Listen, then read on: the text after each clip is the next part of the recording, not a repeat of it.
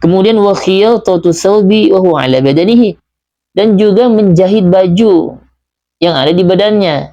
Jadi kalau menjahit baju yang ada di badannya, menjahit dalam keadaan bajunya dipakai, itu juga menyebabkan kefakiran. Maka copot dulu bajunya, lalu dijahit.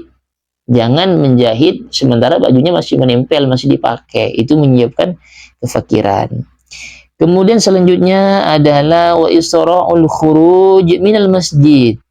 Bergegas keluar dari masjid. Segera keluar ke masjid, buru-buru. Salam, selesai sholat. Tiba ada yang lebih parah lagi, nggak sempat berdoa dia setelah sholat. Assalamualaikum warahmatullah, assalamualaikum warahmatullah, langsung hilang pergi, nggak sempat berdoa. Itu juga menjadi penyebab kefakiran. Kenapa? Karena keburu-buru isra, keluar dari masjid, kayak nggak betah di masjid, kecuali memang ada keperluan yang sifatnya mendesak. Kemudian selanjutnya wattabkir bizihab ilal aswaq, terlalu pagi berangkat ke pasar. Jadi kalau ke pasar jangan terlalu pagi, itu menjadi penyebab kefakiran. Kemudian wal butu fi ruju' minha, dan lama pulangnya. Perginya itu awal, pulangnya akhir. Perginya itu pagi-pagi, pulangnya siang. Itu menjadi penyebab kefakiran kalau dalam rangka pergi ke pasar. Beda dengan ke masjid. Kalau ke masjid perginya awal, pulangnya akhir, itu bagus. Itu bagus. Jadi kalau ke pasar jangan terlalu pagi. Selanjutnya adalah watarku ghuslil awani, dan meninggalkan membasuh wadah-wadah. Jadi setelah menggunakan tempat, baik itu mangkok, piring, atau gelas, yang lainnya, usahakan setelah dipakai itu langsung dicuci. Jangan sampai lama mengering, dihinggapi kecoa atau lalat macam-macam, bobrok, jorok, maka itu nanti menyebabkan kefakiran juga. Kemudian wasyura'u kusaril khubzi min fuqara'i su'ali, di antaranya lagi adalah membeli potongan-potongan roti dari pengemis. Jadi membeli potongan-potongan roti dari orang fakir yang meminta-minta. Nggak boleh kita membeli dari orang-orang fakir yang meminta-minta. Itu juga menyebabkan kefakiran. Kalau bisa jangan kasih atau beli, tapi barangnya suruh ambil lagi. Seperti itu juga menyebabkan kefakiran. Itu kita sedekah. Makanya sedekah itu menjadi lacarnya dan lapangnya rizki. Wa idfa'u siraji bin nafsi, dan mematikan lampu dengan bin nafsi, dengan nafasnya. Bin nafasi, dengan nafas. Siraj itu lampu, kayak lampu template atau lilin. Itu jangan ditiup cara mematikannya. Jangan ditiup dengan mulut, jangan ditiup. Pakai angin, pakai nafas. Tapi ya tiup sekiranya bukan ditiup pakai tangan atau diginiin umpamanya. Ini kan ada anginnya dari tangan ini. Maka nanti mati. Caranya seperti itu. Itu lampu-lampu seperti lilin ya, kayak lampu template. Kemudian selanjutnya adalah wal kitabu bil qalamil ma'qud, dan menulis dengan pena yang diikat. Jadi pulpen itu jangan diikat. Karena kalau mengikat pulpen lalu nulis dengan pulpen itu menyebabkan kefakiran. Kemudian wal imtisyatu bimishtin maksurin, dan menyisir rambut dengan sisir yang sudah rusak, dengan sisir yang sudah pecah. Biasanya di sini sisir itu kan ada gigi sisirnya ya. Jadi di sisir itu kan ada giginya itu nih. Kalau sudah patah satu saja, maka itu jangan dibuat untuk bersisir lagi. Beli sisir yang baru, yang masih utuh, yang masih bagus. Kemudian watarku du'ai lil walidain, meninggalkan doa kepada kedua orang tua. Orang yang tidak berdoa kepada orang tua juga menjadi penyebab kefakiran. Makanya banyak amalan-amalan, diantaranya adalah yang menyebabkan rizki lancar itu selalu senantiasa berdoakan kepada orang tua. utamanya di waktu-waktu mustajab. Makanya di sebagian keterangan dikatakan barang siapa di antaranya adalah barang siapa yang membaca doa untuk kedua orang tua setelahnya azan, itu rezekinya akan lancar. Maka setelahnya azan, Allahumma rabb hadhihi ditambah sampai akhir, lalu di akhir doa azan ditambah Allahumma firli wa walidayya, Allahumma firli wa walidayya, Allahumma firli wa walidayya, Allahumma firli wa walidayya. Yang kelima, Allahumma firli wa walidayya warhamhuma kama rabbayani shaghira. Yang baca semacam itu 5 kali, maka nanti diantaranya rizkinya dilancarkan dan dimudahkan, dilapangkan, tidak sulit.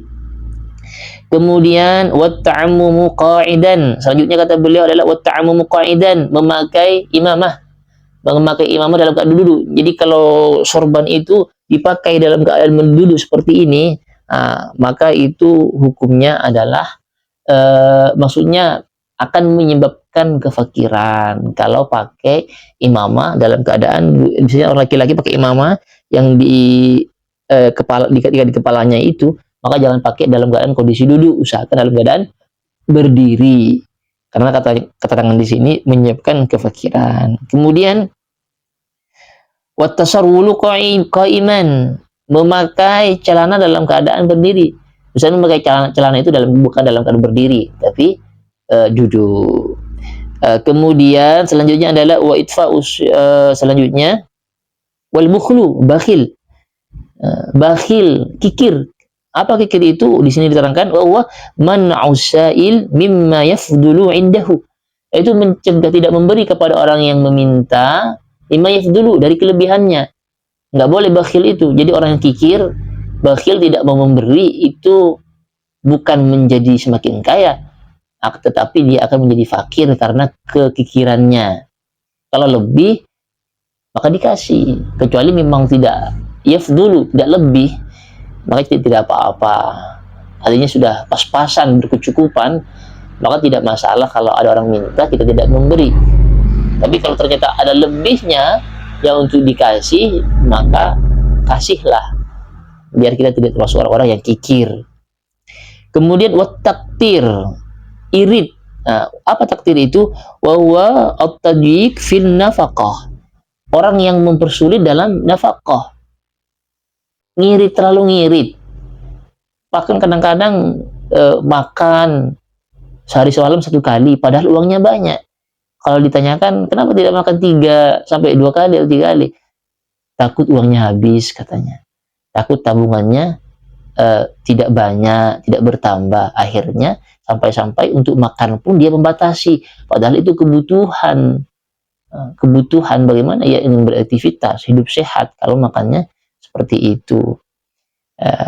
Rumahnya umpamanya sudah berbocor, rumahnya sudah cat dindingnya sudah kusam, sudah jorok semuanya umpamanya, maka usahakan diperbaiki. Uang yang ada jangan disimpan, dipergunakan.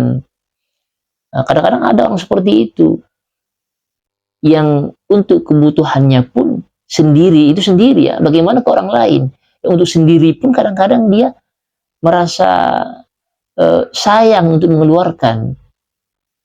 Maka itu namanya irit, terlalu irit. Nggak boleh juga, itu menyebabkan kefakiran. Disimpan terus, tahu-tahu meninggal, uangnya sudah pada rusak karena disimpan. Kemudian selanjutnya adalah wal israf, boros. Boros juga nggak boleh. Boros itu apa? Wa mujawazatu tawassut, itu melewati tawassut, batas standar. Artinya mengeluarkan hartanya, mengeluarkan uangnya, membelanjakan uangnya di batas kebutuhan. Menghambur-hamburkan uang juga tidak boleh. Umpamanya sehari semalam, sehari saja sudah cukup dengan uang 60.000 umpamanya, dia sampai habis 100.000 atau berapa itu, karena berfoya-foya membeli sesuatu yang tidak dibutuhkan. Itu namanya israf, itu tidak boleh juga. Itu juga menyebabkan kefakiran.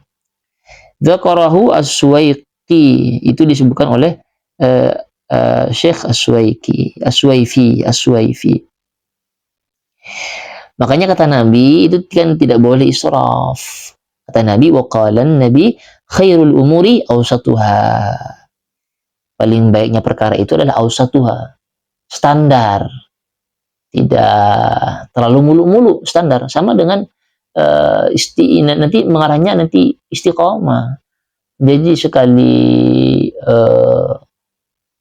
umpamanya orang perajin baca Quran, sekali baca satu juz, tapi nanti bulan berikutnya baru baca Quran. Jadi tidak harus seperti itu bukan yang bagus. Yang bagus adalah meskipun sehari cuma satu kaca atau satu lembar, tapi setiap hari itu lebih utama daripada mulu-mulu tapi cuma sebentar.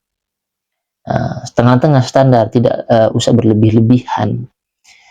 Kemudian waqala, kata Nabi juga mengatakan, waqala al-khuluqus sayyi'u yufsidul amal.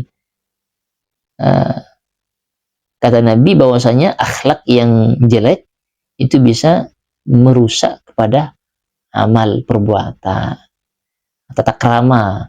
Makanya kalau dari atas kita baca itu terkait dengan tata krama, dengan akhlak. Maka tata krama itu bisa berpengaruh terhadap sebuah amal. Kama yufsidu al-khal al-asal, sebagaimana merusaknya cuka terhadap madu. Kemudian ini keterangannya dari mana? Kok seperti menyapu di malam hari atau yang lainnya? Ini keterangannya ada hadisnya atau ada ayatnya atau seperti apa? Kira-kira apakah itu memang ada dalam syariat atau ada sanadnya? Di sini ada penjelasannya. Wahia, ada penjelasannya mengenai yang saya sampaikan dari awal sampai akhir. Wahia ma'lumatun yatanaqaluha al-fuqaha. Tadi yang kita baca dari awal itu adalah merupakan kutipan-kutipan yang disampaikan oleh orang-orang ahli fikih. Orang-orang ahli fikih itu disampaikan. Duna mustanadin syar'iyyin, tidak memiliki sandaran syariat. Artinya tidak berlandaskan ayat, tidak berlandaskan hadis atau asar, tidak. Cuman itu nukilan-nukilan, kutipan-kutipan daripada fuqaha. Lakin liaghlabiha hikaman wa idhat. Tapi biasanya pada umumnya itu ada hikmahnya, ada nasihat-nasihatnya, ada hikmah-hikmahnya. Wa li ba'dihha syabahun bi mu'taqidatin ba'dhin nisa. Dan sebagiannya itu memang serupa dengan keyakinan orang perempuan. Jadi orang perempuan itu ada yang meyakini seperti itu. Di ba'dhin nisa di sini penyampainya memang kayak sudah diyakini hal-hal yang diyakini meskipun tidak ada dari syariat. Diyakini, dan itu di sini disebutkan itu dikumpulkan hal semacam ini, pembahasan ini itu dikumpulkan dalam daftarun an-niswan. Jadi tidak ada ya ini dari duna syar'iyyin, katanya duna mustalahin syar'iyyin, tidak bersanad, artinya tidak sesuai, tidak ada sandaran baik hadis atau ayat atau asar atau yang lain. Cuman ini keyakinan dan ini memang banyak ada hikmah-hikmahnya seperti itu. Bahkan orang-orang tua kita sering mengamalkan seperti ini. Baiklah, kemudian yang terakhir, mudah-mudahan kita bisa beribadah dengan baik, bisa hidup sesuai dengan sunnah Rasulullah Sallallahu Alaihi Wasallam, sehingga kita mudah untuk menjapaikan ridhonya Allah Subhanahu Wa Taala. Akhirul kalam, semoga bermanfaat semuanya. Wallahu a'lam bishawab. Wassalamualaikum warahmatullahi wabarakatuh.